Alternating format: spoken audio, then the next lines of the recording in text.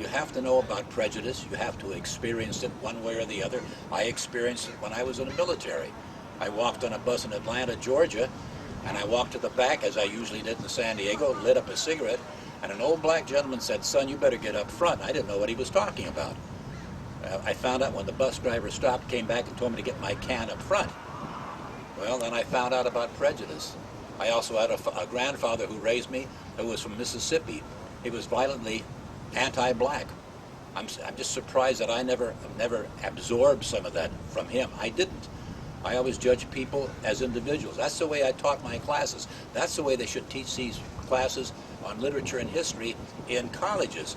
There's a real lack of experience, I think, in most faculty people, either in high school or in university or colleges. They're speaking from books. It's like educational philosophers. I call them foolosophers. They sit up in ivory towers and they philosophize about what education should be. Although half of them have never been in a classroom for more than 2 or 3 years. Okay, but they're telling the real teachers how to teach.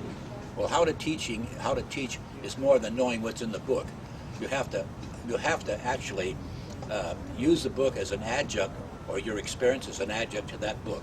You've got to know what's going on. May I go on further? Sure.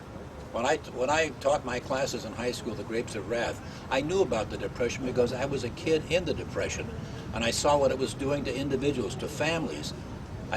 When I used to assign World War II novels, I knew because I was in the Air Force in World War II as a 17-and-a-half-year-old. I brought to the classroom something that most teachers don't. If you go from kindergarten to grade school to high school to college to graduate school and then you start teaching, what are you offering the kids? Nothing, actually. Not a darn thing. I think I've said my piece. Yeah, I mean, that does make a good point, but I see it from both sides of the coin. But I also respect your experience and what you've been through. Is corporate America is asking for people to be sheeple currently. And I think it is preparing them for the world that we're living in. And I also think that we need to be able to dance within the status quo, but we also need to be able to think outside of the box without having real life experiences. Well, I can respect that also. I'm just speaking from my own particular stance on this business. You're right, creativity has to play a role somewhere, but to really be creative, you've got to be disciplined. And how much discipline do we have in schools today, either secondary or in university or colleges? I mean, people are loose cannons today. They don't know how to pull in, they don't know how to think logically, objectively. It's all how I feel about something. Well, that to me is maybe creative, but it's not really good thinking. Did that answer your question? That answers my question. I don't even think I asked a question, but you have to remember. I'm almost 84 years old, so sometimes it doesn't work up here in the cells. Hey, no problem, no problem. What did historically? What did the '60s tell us about?